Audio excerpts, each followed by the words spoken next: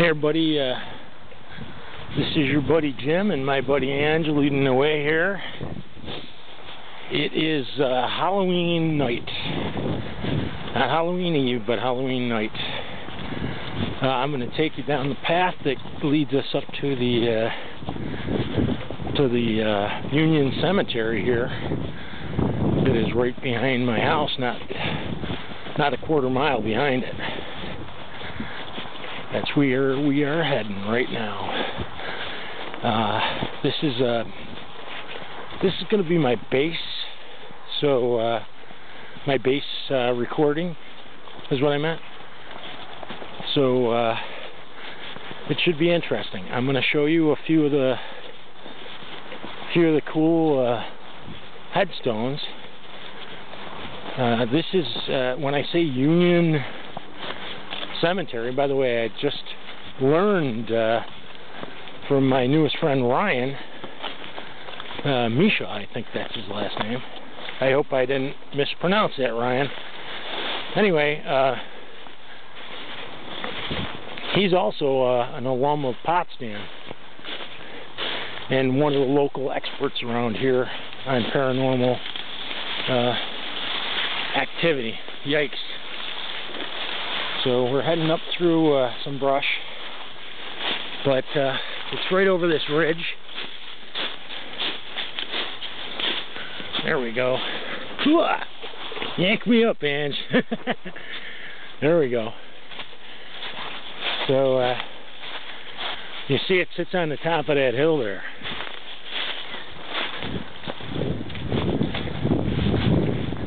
But this is where I'll be coming tonight. In all likelihood, I haven't decided exactly what I'm going to do yet. More than likely, I'll bring a lantern with me. Now, if you look online, you will find reference to this in Potsdam. The only problem is that because of its location, like a lot of the locations of these Union cemeteries, now this is obviously not the only Union cemetery in the country, but this is the Union Cemetery for this area, I guess.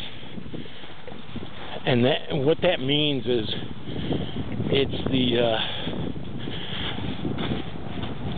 the cemetery of the Union soldiers from the Civil War as well.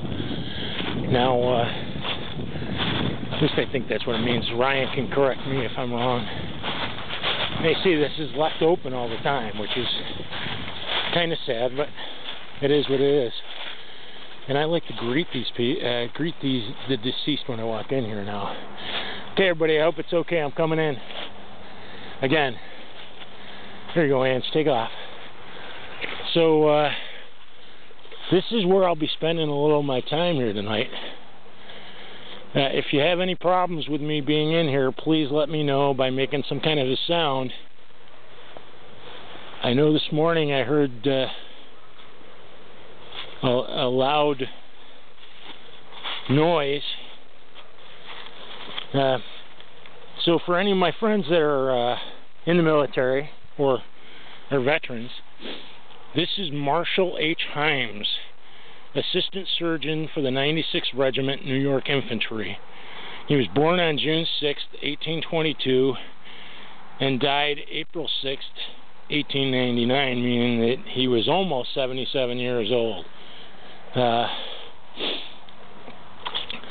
this is one of the cooler discoveries I found. Now, this woman is not in the military, but Margaret Nesbitt, I hope you can make that out.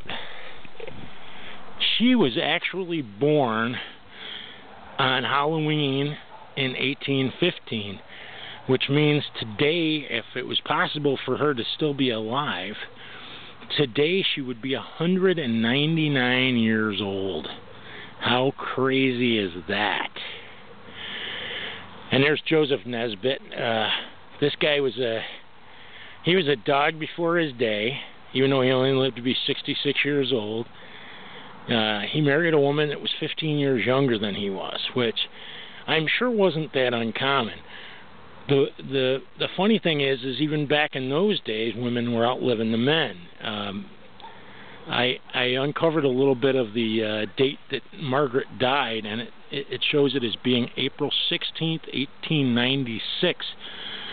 So not only did she live for another 30 years after her husband died, but she also actually outlived him by 15 years. Instead of being 66, she was 71 when she passed. These are just amazing, these headstones. And it's sad because, as you can see, part of this headstone was knocked over. Now this is the other headstone. I took some pictures and I believe I posted them. But this is the guy who actually served in the Revolutionary War. I know I showed this to you before. This is Stephen Chandler, a soldier of the Revolution, died on August 25th, 1842, aged 88. That's just crazy. I mean, 88 years old, and he was a soldier. That just, to me, is mind-boggling. Because back in those days, people, because all the disease and everything else that was around, people rarely lived to be much older than 50 or 60 years old.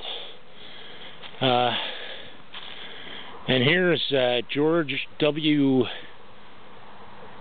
I believe it's Smith. Smith. Yeah, there we go. Sorry. He died on March 6th, 1849.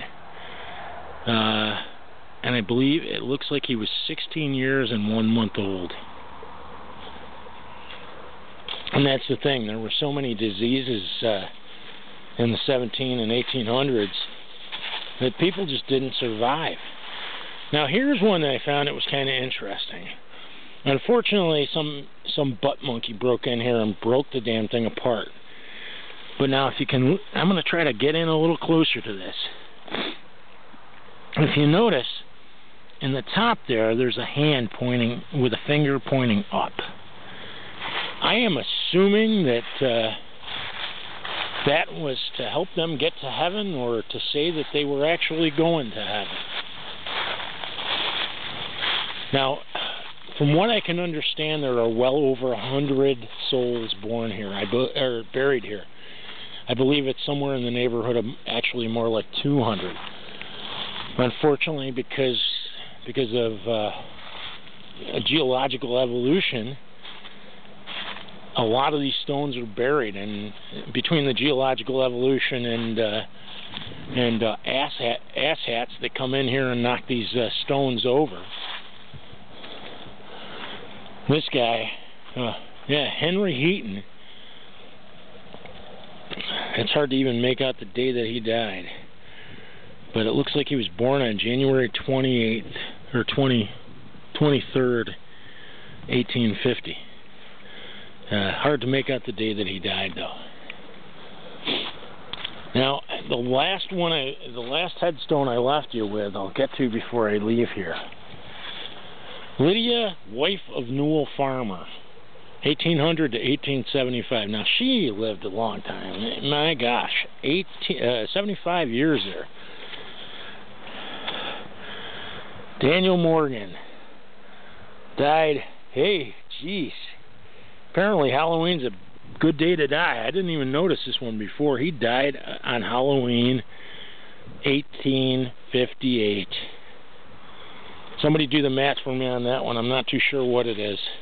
How many years old he would have been by now. But it's just amazing. Historically amazing. And yes, I will be coming back here tonight later on.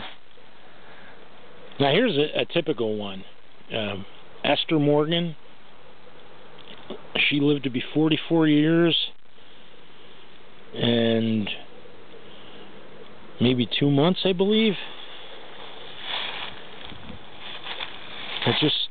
It's just amazing. historically. Now, I'm not going to prank you or anything. Any noises that you hear on this, and please, if anybody is here, please let me know. Let people that are watching this know that you're here. A sound, a noise, anything would be great.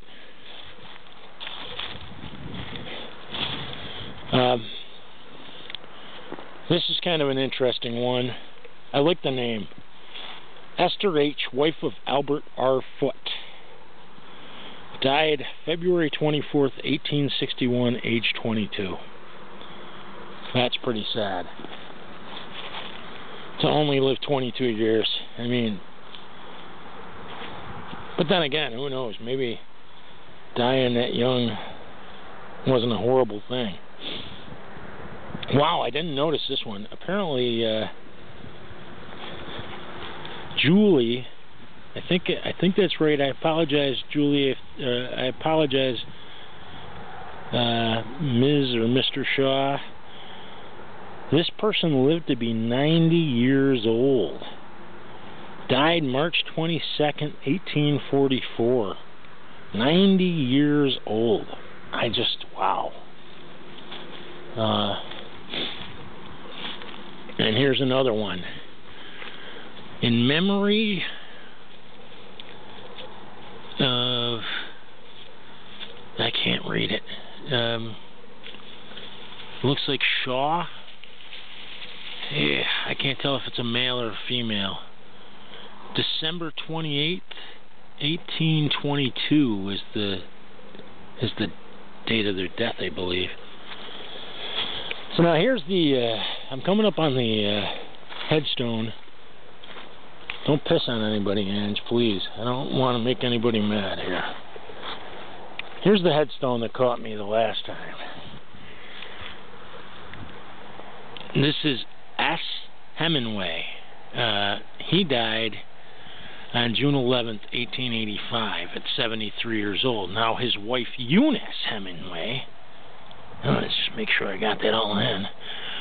She actually died on this date in 1881. I just cannot imagine dying on Halloween night. So, when I come back here tonight, and I will be coming back here later, I hope you guys don't mind. I'm sure there's one or two of you left around still. It's a beautiful place to be. When I come back here tonight, I'll bring a lantern with me and maybe a flashlight. In all likelihood, I will be alone.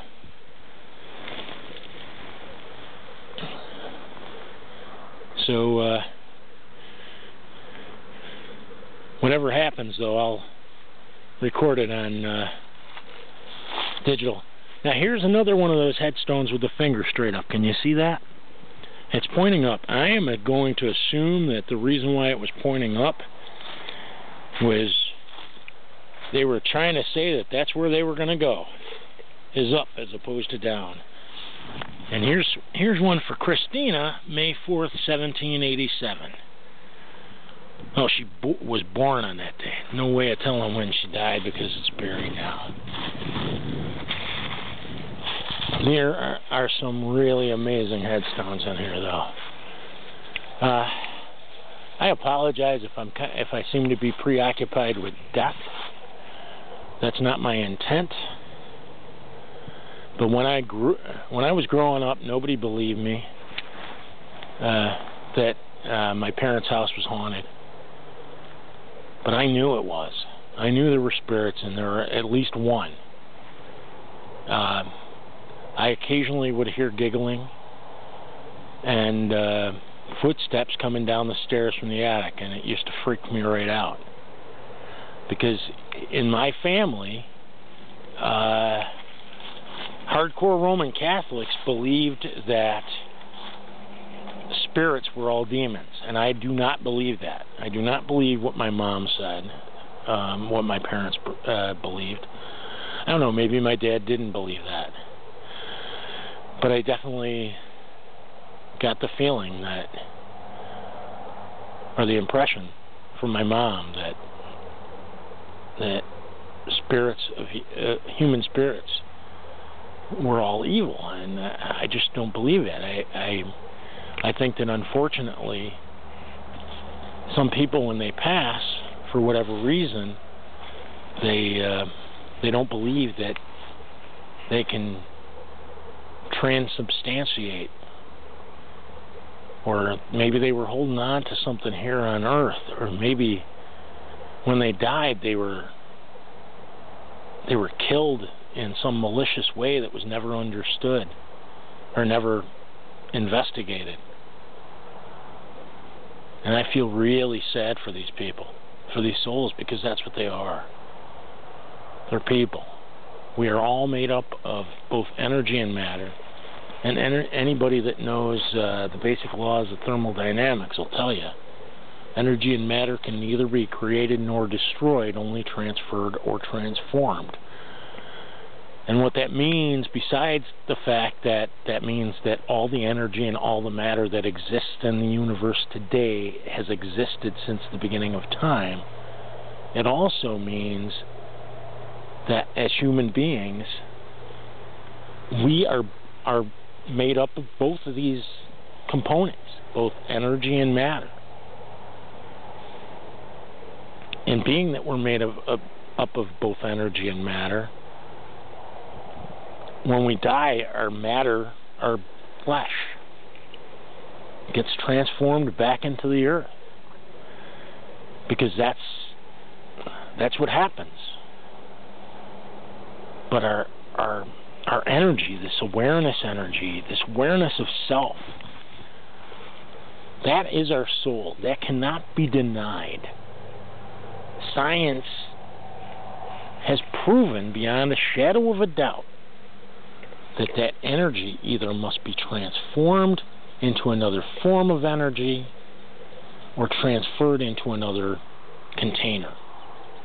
And I truly believe that the law of conservation of energy and matter scientifically proves that spiritual evolution must occur. And maybe that's something that these poor ghostly souls didn't understand. But I'll be down here in a few hours to check it out. When you're raised in a haunted house the way I was, it's kind of hard to be afraid of anything, but I'm sure they're going to give me a run for it. So before Ange pees on anything, I'm going to get her back home. And I will talk to you all soon. Like I said, this is just a baseline video. May God bless you all and keep you all safe. This is your buddy Jim, and over there someplace is my buddy Angelina walking through the headstones. We will be talking to you again very soon. Have a happy Halloween, everybody.